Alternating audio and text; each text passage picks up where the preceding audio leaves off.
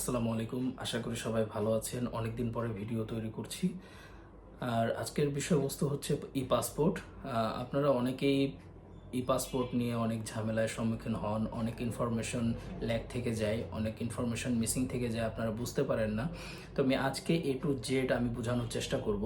আর অন্য দিন অন্য কোনো ভিডিওতে আমি একদম এক্স্যাক্টভাবে একদম পারফেক্টলি আবেদন করে আপনাদেরকে ই-পাসপোর্ট সম্বন্ধে সম্পূর্ণ ধারণা দেওয়ার চেষ্টা করব এবং ফুলফিল কিভাবে এ টু জেড আবেদন করতে হয় সেই সিস্টেমটা আমি স্ক্রিন ভিডিও আকারে দেখানোর চেষ্টা করব ইনশাআল্লাহ।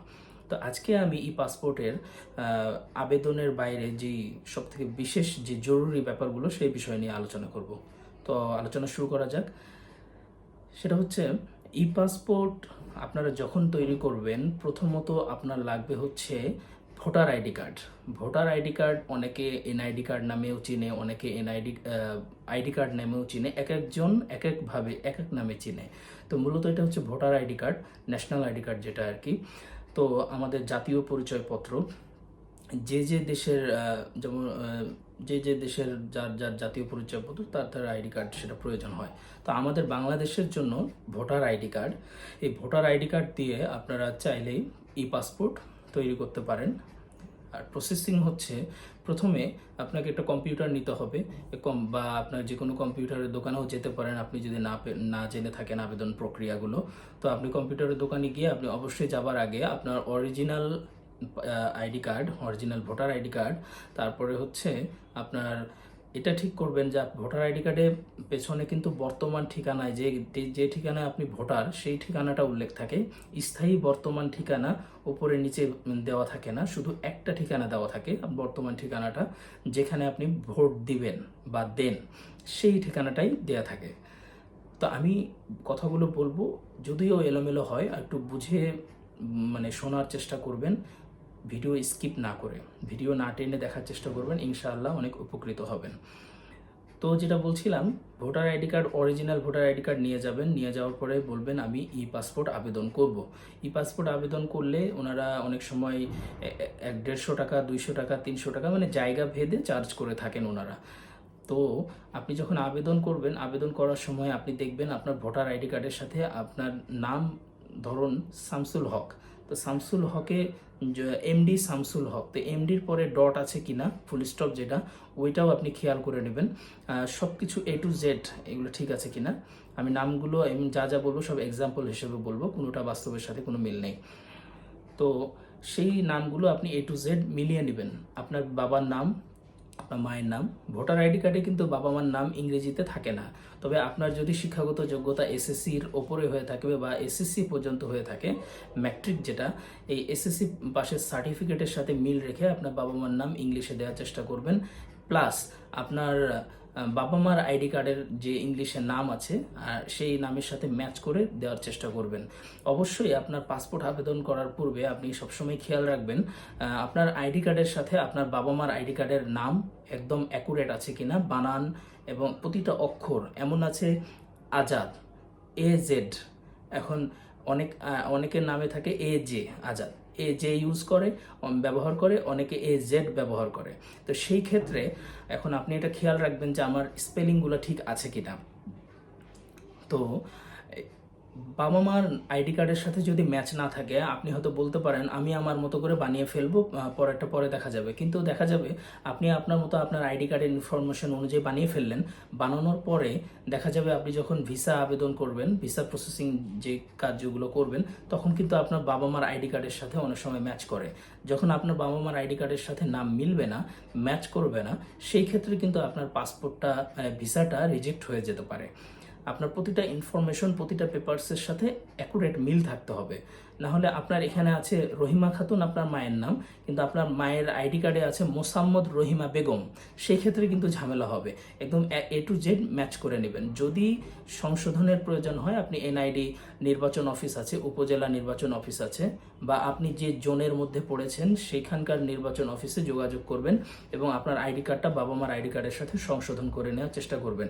আমি ইনশাল্লাহ পরবর্তী নেক্সট কোনো ভিডিওতে এনআইডি কার্ড কীভাবে সংশোধন করবেন সেই ব্যাপারে আমি পরামর্শ দিব ইনশাল্লাহ।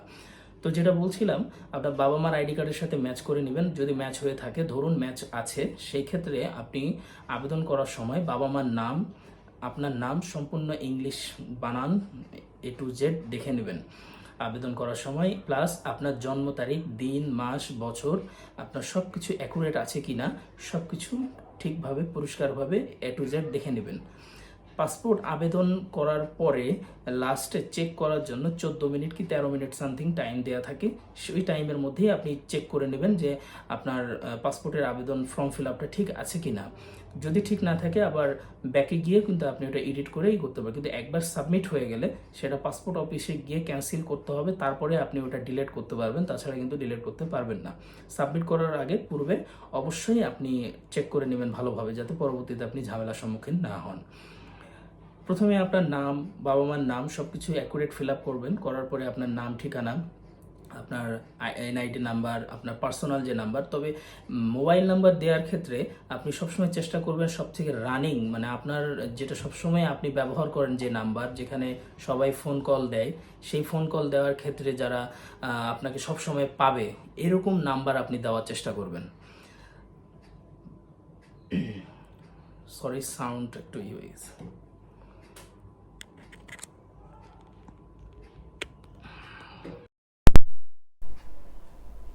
ফোন কল দেয় এমন নাম্বার নেওয়ার আপনি চেষ্টা করবেন। তো সেই নাম্বারে আপনি পাসপোর্টের আবেদন ক্লিয়ার করবেন। তবে পাসপোর্ট আবেদন করার পূর্বে আপনার জিমেইলের প্রয়োজন হবে। আপনার সাধারণত আমরা অ্যান্ড্রয়েড ফোন ইউজ করি, তো আমাদের অ্যান্ড্রয়েড ফোনে প্লে স্টোর চালানোর জন্য একটা জিমেইল থাকেই। তো আপনি সেই জিমেইলটা দিয়ে আপনি পাসপোর্টটা অ্যাপ্লিকেশনটা কমপ্লিট করতে পারেন। আবেদনের সময় আপনার ওখানে একটা কি বলে এটাকে, আবেদনের সময় আপনার একটা জিমেইল থাকবে আপনার ফোনে, সেই ফোনে জিমেইল দিয়েও কিন্তু আপনি আবেদন করে নিতে পারেন। তো জিমেইলে অ্যাকাউন্ট তৈরি করে তখন সেখানে আবেদন করবে। পাসপোর্টে আবেদন করার সময় জিমেইলে মেসেজ যাবে, ওই মেসেজে আপনি HERE অপশন লেখা থাকে, ওখানে ক্লিক করবেন, সাইন ওকে হয়ে যাবে, টিক চিহ্ন ওকে উঠবে। দেন আপনি সেই প্রক্রিয়া আবেদন ওই জিমেইল, তারপরে যে আইডি ক্রিয়েট করার সময় যে পাসওয়ার্ড দিয়েছিলেন সে পাসওয়ার্ড ওখানে ইউজ করবেন। করার পরে নিউ অ্যাপ্লিকেশনে গিয়ে আপনার নাম সব কিছু দেওয়ার পরে আপনার আপনি কোন আপনি জেলায় আবেদন করবেন এবং কোন থানায় সেটা আগে সিলেক্ট করবেন। আপনি যেই পাসপোর্ট, আপনি ধরেন আপনি ঢাকায় আছেন, তা আপনার পার্শ্ববর্তী আপনার পাসপোর্ট অফিসে আপনি আবেদন করতে চাচ্ছেন পাসপোর্ট, তবে অবশ্যই সেই ক্ষেত্রে খেয়াল করতে হবে সেই পাসপোর্ট অফিস কোন থানায় অবস্থিত, আর সেই পাসপোর্ট অফিসের আন্ডারে কতগুলো থানা আছে, সেই থানাগুলো যে কোনো একটা থানা দিলে ওই পাসপোর্ট অফিসে আসবে, না হলে কিন্তু আসবে না। তারপরে জেলা সিলেক্ট করবেন। জেলা সিলেক্ট করার পরে আপনি প্রথম ধাপেই প্রথম স্টেপেই আপনি যেখানে পাসপোর্টের ছবি, ফিঙ্গার সব কিছু কমপ্লিট করবেন সেইটার ঠিকানা দিতে হবে, মানে বর্তমান ঠিকানা সব কিছু দিতে হবে। তারপরে আপনার নাম সব কিছু ফিল আপ করবেন, অ্যাকুরেট করবেন, আপনার প্রেজেন্ট অ্যাড্রেস, তারপরে পার্মানেন্ট অ্যাড্রেস, এই সব কিছু অ্যাকুরেট আছে কি না সব কিছু খেয়াল করে নেবেন। তবে বর্তমান ঠিকানা, স্থায়ী ঠিকানা, দুইটা ঠিকানা যদি আলাদা হয় সেক্ষেত্রে কিন্তু পুলিশ ভেরিফিকেশন আলাদা আলাদা হবে। আর যদি স্থায়ী বর্তমান ঠিকানা একটা হয় তাহলে আপনার ভেরিফিকেশন একটা হবে। এটা সব সময় মনে রাখবেন। অনেকে দ্বিধাদ্বন্দ্বে ভুগে যে আমি বর্তমান ঠিকানায় তো পুলিশ ভেরিফিকেশন ক্লিয়ার করলাম, স্থায়ী ঠিকানায় কেন আবার ভেরিফিকেশন আসলো, সেই চিন্তায় পড়ে যান। এখানে চিন্তার কিছু নেই, এটা নতুন নিয়ম। এটা আপনার দুই ঠিকানাতেই ভেরিফিকেশন হবে। তো সেই ক্ষেত্রে আপনার অরিজিনাল ডকুমেন্টস বা পুলিশ অফিসার যেনারা আপনার ভেরিফিকেশন করবে, উনি আপনাকে বলে দেবে আপনার কি পেপারস আপনাকে নিয়ে থানায় ডাকতেও পারে, অথবা আপনার বাসাও যেতে পারে বা এলাকাও যেতে পারে। তো সেই ক্ষেত্রে আপনার যা উনি প্রয়োজন আপনাকে ফোনে বলবে, আপনি তাই ওনাকে দেখাবেন, ইনশাআল্লাহ আপনার ভেরিফাই ক্লিয়ার হয়ে যাবে। যদি কোনো ত্রুটি থাকে সেক্ষেত্রে আপনি অফিসারের সাথে আলোচনা করে নেবেন। এই গেল ভেরিফিকেশনের ধাপ। তারপরে আপনার ঠিকানা সব কিছু তো ক্লিয়ার করলেন। তারপরে আপনি যদি সিঙ্গেল হয়ে থাকেন সিঙ্গেল, আর যদি ম্যারিড হয়ে থাকেন তো ম্যারিডের পরে আপনার ওয়াইফের নাম আপনার ওয়াইফের ভোটার আইডি কার্ড অনুযায়ী দেওয়ার চেষ্টা করবেন। ওনার ঠিকানা, স্থায়ী বর্তমান ঠিকানা A to Z step by step দেবেন।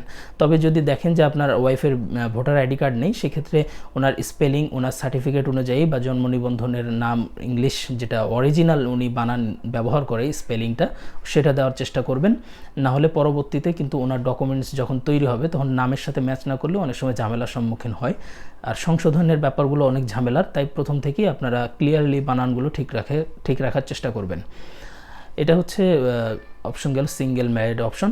তো এই ক্ষেত্রে আপনারা অনেক সময় দেখা যায় যে ওখানে ইমার্জেন্সি কন্ট্যাক্ট, এরপরে থাকে ইমার্জেন্সি কন্ট্যাক্ট, ভাই বোন, বাবা মা, ওয়াইফ, যে কোনো কিছু। তো সেই ক্ষেত্রে ফ্রেন্ড, আপনি বড় ভাই, ছোট বোন, বিভিন্ন জনের অপশন থাকে। তো আপনার যদি মনে হয় আপনার মায়ের নাম্বার দিবেন, তো মাদার উল্লেখ করলে ওখানে মায়ের নাম অটো চলে আসবে, কারণ মায়ের নাম আগেই ফিল আপ করা আছে। আর সেক্ষেত্রে যদি আপনি ফ্রেন্ড দেন, তো ফ্রেন্ডের নাম আসলে ফাঁকা ঘর আসবে, সেখানে নাম, তার ঠিকানা সব কিছু A to Z দিবেন।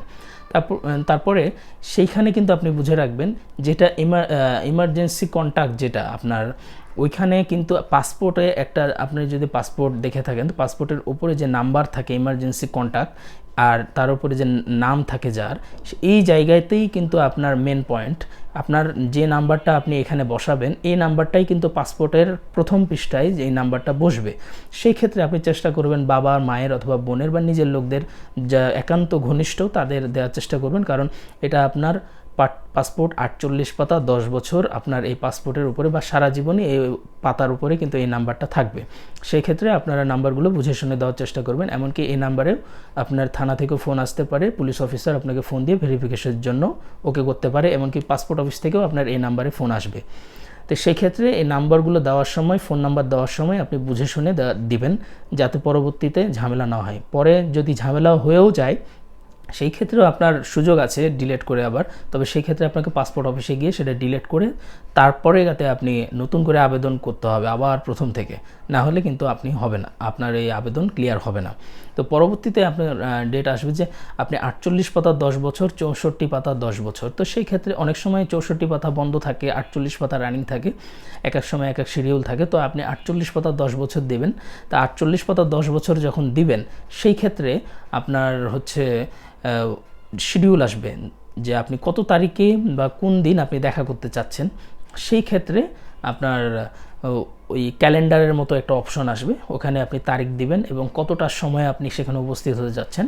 যেমন আপনি আজকে ধরেন 2 তারিখ, আপনি 7 দিন পরে বা 3 দিন পরে যেতে যাচ্ছেন, বা এখন আপনার হাতে পর্যাপ্ত সময় নেই, বা পাসপোর্ট আবেদনের যে টাকাটা, সেই টাকাটা উপস্থিত নেই আপনার কাছে, 7 দিন পরে আসবে। সেই ক্ষেত্রে আপনি 7 দিন পরে টাইমটাও আপনি নিতে পারেন, সেই সুযোগটা আছে। 7 দিন পরে বা 1 মাস পরেও নিতে পারেন।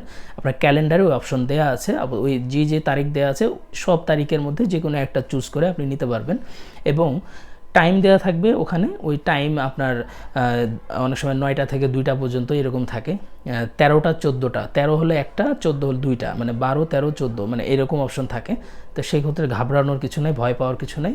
13 14 মানে 1টা 2টা, মানে এরকম। তো ওখানে ক্লিক করলে আপনি ওই টাইমের মধ্যে আপনি ওখানে সিরিয়ালে আপনি দাঁড়াতে পারবেন, বা ওই সময় আপনি ফিঙ্গার এবং ছবি সব কিছু ক্লিয়ার করতে পারবেন। তো এগুলো দেওয়ার পরে আপনার সব কিছু ওকে হয়ে গেলে আপনার একটা 14 মিনিট কি 13 মিনিটের একটা পাতা আসবে, ওখানে আপনি চেক করে নেবেন, রিচেক করবেন যে আপনার পরিপূর্ণ আবেদন ঠিক আছে কিনা, আপনার A to Z সব কিছু ঠিক আছে কিনা। হ্যাঁ, আর আপনি যদি প্রাপ্তবয়স্ক হয়ে থাকেন, সেই ক্ষেত্রে আপনার NID কার্ড লাগবে। পাসপোর্টে আগে MRPর সময় কিন্তু আপনার হচ্ছে জন্ম নিবন্ধন দিয়েও হতো, ID কার্ড দিয়েও হতো, কোনো সমস্যা ছিল না। অপ্রাপ্তবয়স্করাও জন্ম নিবন্ধন দিয়েও MRP পাসপোর্ট করেছে, আগের যে পূর্বের পাসপোর্টগুলো ছিল। কিন্তু বর্তমানে পাসপোর্টগুলো যারা প্রাপ্তবয়স্ক তাদের NID কার্ড ছাড়া হয় না, ভোটার ID কার্ড ছাড়া হয় না।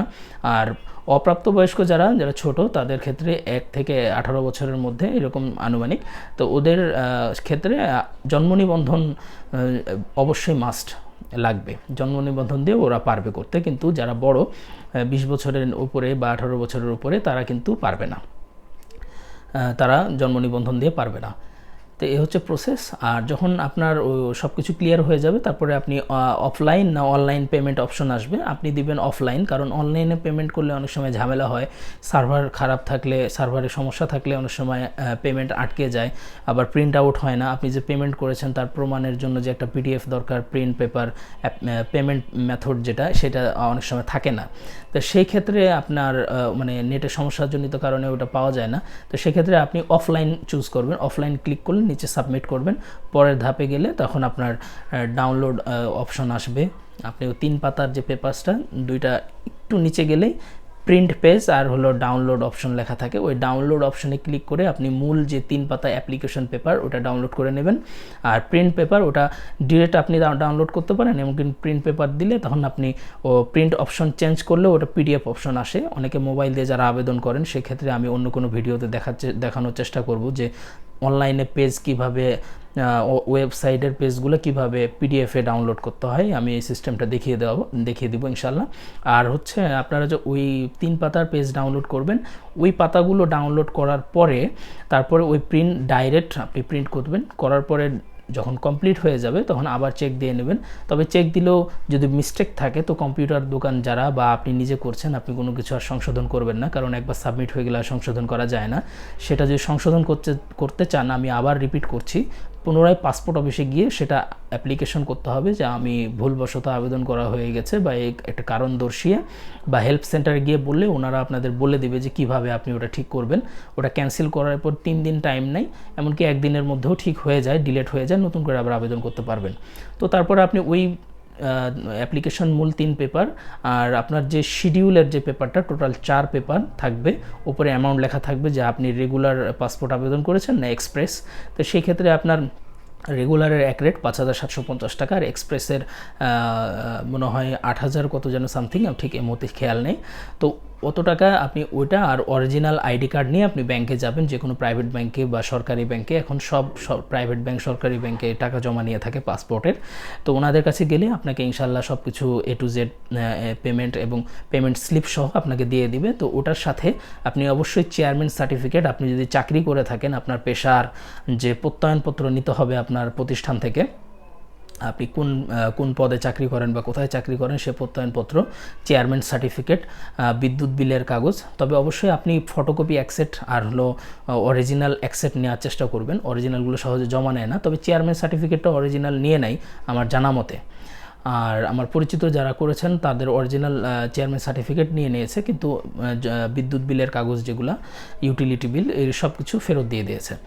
তো সব কিছু নেবেন, বিদ্যুৎ বিলের কাগজ, আমি আবার রিপিট করছি, আপনার অনলাইন অ্যাপ্লিকেশন যেটা পাসপোর্টের আবেদন করেছেন সেই পেপার, তারপরে ব্যাংকে টাকা জমা দিয়েছেন সেই স্লিপ, তারপরে হচ্ছে আপনার বাবা মার NID কার্ডের ফটোকপি, তারপর হচ্ছে আপনার প্রত্যয়নপত্র, চেয়ারম্যান সার্টিফিকেটের, তো ওইটা মাস্ট লাগবেই।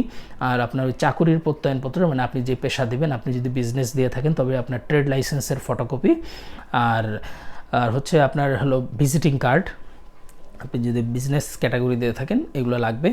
আর আপনার যদি চাকরি দিয়ে থাকেন তো সেক্ষেত্রে আপনার প্রত্যয়নপত্র, আর আপনি যেই অফিসে বা যেই কোম্পানিতে চাকরি করেন সেই কোম্পানির মালিকের একটা ভিজিটিং কার্ড অবশ্যই ওখানে স্টাপল করে আপনি সেট করবেন। সেট করা, এগুলো সেট হয়ে গেলে আপনি পাসপোর্ট অফিসে আপনার নির্ধারিত তারিখে আপনি টাইমের 1 ঘন্টা আগে বা 2 ঘন্টা আগে যখনই পারেন যাবেন। তবে খেয়াল রাখবেন অনেক বড় সিরিয়াল থাকে, এই সিরিয়াল মেনটেন করতে হলে আপনাকে আগে আর্লি যেতে হবে। তো সেখানে যাওয়ার পরে পাসপোর্ট অফিসে আপনার সিরিয়াল ধরলে আপনার ফিঙ্গার, ছবি, A to Z, ওখানে গেলে আপনি A to Z বুঝতে পারবেন, কোনো সমস্যা হবে না। আশা করি আমি যেতটুকু বললাম, যেভাবে বললাম, আমি অগোছালোভাবে বোঝানোর চেষ্টা করেছি। এতটুকু বলার পরও আপনার আর পাসপোর্ট সম্বন্ধে কোনো কিছু জানার বা ইনফরমেশনের কোনো প্রয়োজন হবে না আশা করি। এখন শুধু একটা ইনফরমেশনের প্রয়োজন হবে যে কিভাবে অ্যাপ্লিকেশন করতে হয়। একা বাসায় বসে যদি করতে চান, সে A to Z কীভাবে অ্যাপ্লিকেশন করবেন সেটা আমি নেক্সট কোনো ভিডিওতে দিয়ে দেওয়ার চেষ্টা করব ইনশাআল্লাহ। আসসালামু আলাইকুম, সবাই ভালো থাকবেন। আর প্রয়োজনীয় কাগজপত্রগুলো ভুলমুক্ত, ত্রুটিমুক্ত রাখার চেষ্টা করবেন। খোদা হাফেজ।